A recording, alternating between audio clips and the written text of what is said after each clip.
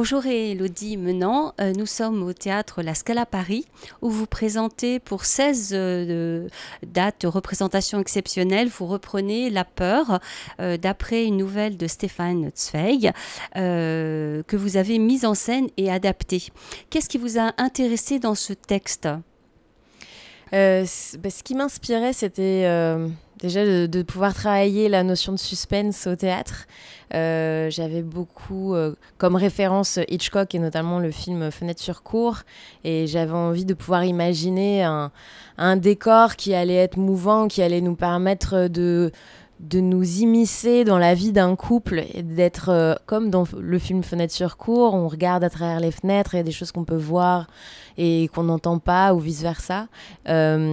Et d'avoir ce décor qui allait vraiment accompagner ce suspense et créer un enfermement et être en permanence mouvant et mobile et manipulé par les acteurs. Ça m'amusait beaucoup. Et ensuite, dans le thème en tant que tel... de pouvoir traiter un sujet qui paraît très simple et qu'on a l'habitude de voir, qui est l'adultère. Et au lieu d'avoir une vision très simpliste de il y en a un qui est coupable et l'autre qui est victime, de pouvoir montrer ou de pouvoir interroger le spectateur en se disant mais est-ce que c'est si simple que ça ? Il peut y avoir des ambivalences, il peut y avoir des questionnements personnels, il peut y avoir, c'est pas forcément de la méchanceté, on peut se retrouver peut-être parfois à mentir pour protéger un couple auquel on a quand même envie de croire, même si on fait un pas de côté. Enfin, je voulais pouvoir poser toutes ces questions et montrer que la relation de couple peut être plus... difficile ou complexe ou moins fluide que ce qu'on peut avoir en tête parfois. Oui, les schémas habituels. Les schémas habituels où on peut se dire il faut la fidélité, etc. Et souvent, il y a un jugement. Ah, il l'a trompé, elle l'a trompé. Et de pouvoir questionner cette chose-là et de se dire que c'est pas... L'être humain est un peu plus complexe. Complexe, ouais. Et donc, il y a 3 personnages, un couple, une femme, un homme, et puis un troisième qui gravite autour, dont on ne sait pas forcément quel est son rôle, mais qui a un rôle très important de déstabilisateur un petit peu. Oui, c'est ça, parce que l'intrigue, c'est vraiment... donc un homme qui est avocat, qui vit avec sa femme qui est mère au foyer, qui s'occupe de ses enfants. Et cet homme veut monter son cabinet. Il travaille énormément. Il n'a pas vraiment le temps de pouvoir passer des instants avec sa femme et de pouvoir être dans une forme de divertissement parce que les enjeux sont importants pour lui et qu'il lui avait déjà dit s'il te plaît, sois patiente, on va se retrouver, mais il faut être patient parce que moi, là, ce que je suis en train de vivre, c'est pas simple. Et cette femme va finir par avoir une relation avec son prof de piano et un jour, elle redescend de chez son prof de piano et une autre femme l'arrête et lui dit, lui, il m'appartient et si vous voulez pas que je répète à votre mari, il va falloir payer. Et donc il y a un chantage affectif un chantage même financier qui s'instaure. La femme ne va plus retourner voir son amant, sauf qu'à chaque fois qu'elle ressort de chez elle, il y a ce personnage qui s'appelle Elsa, qui est là, qui rôde et qui en redemande toujours plus. Donc on va voir l'enfermement dans le mensonge et l'incapacité de parler. Et puis il y a un retournement de situation qui est formidable. Un peu cinématographique, oui. quelque part. Et vous avez fait un gros travail d'adaptation parce que le texte de Zweig, en fait, c'est une narration à la 3e personne et on est vraiment à l'intérieur de la psyché, si je peux dire, d'Irène.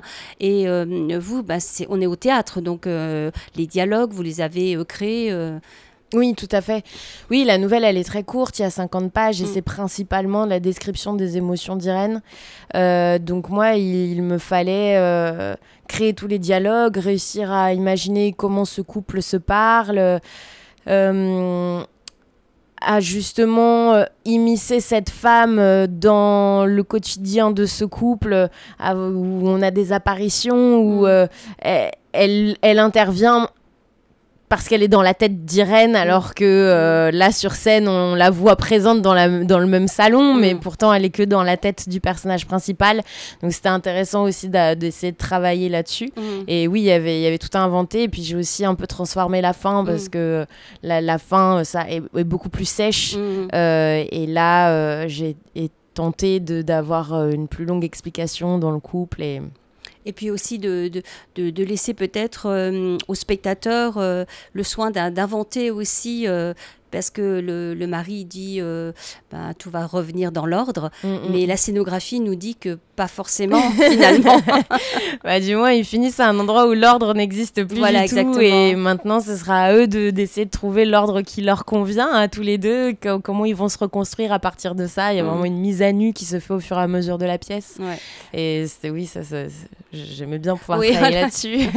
Puis aussi d'ailleurs, pardon je vous interromps, mais par rapport à votre première question, dans ce qui m'avait plu aussi dans cette histoire, et quelque chose que j'avais pu déjà ressentir moi dans ma vie, c'est que lorsqu'on a des métiers qui sont des métiers de passion, il a souvent tendance à déborder sur la vie personnelle, et c'est pas toujours simple d'allier les deux et de réussir à faire en sorte que le couple se passe bien, que la vie professionnelle se passe bien, surtout dans des métiers où les horaires n'existent pas, où tout peut déborder en permanence, et parfois on peut se retrouver dans des situations où on commence à se perdre alors que pourtant l'amour est là, et c'était ça que j'avais envie de pouvoir mettre en scène aussi et d'exprimer.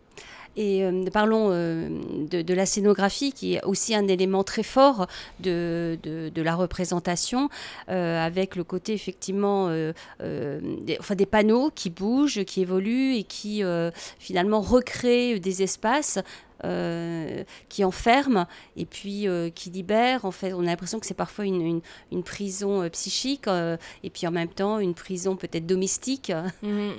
Oui, ça me tenait à cœur que les décors puissent soutenir cette histoire, qu'ils racontent aussi leur histoire, que ce soit, ils deviennent un quatrième personnage d'ailleurs. Et parce que si c'est juste pour représenter un quotidien, je trouvais que ça n'avait pas d'intérêt. Il fallait qu'au contraire, ça puisse vraiment l'accompagner et amplifier le phénomène psychologique, l'enfermement qu'on peut avoir quand on va mal. Là, c'est cette femme qui commence à mentir, qui est dans l'incapacité de parler, et comment tout se referme autour d'elle. Et là, il y a au début, tout est parfait, tout est très bien rangé, en place.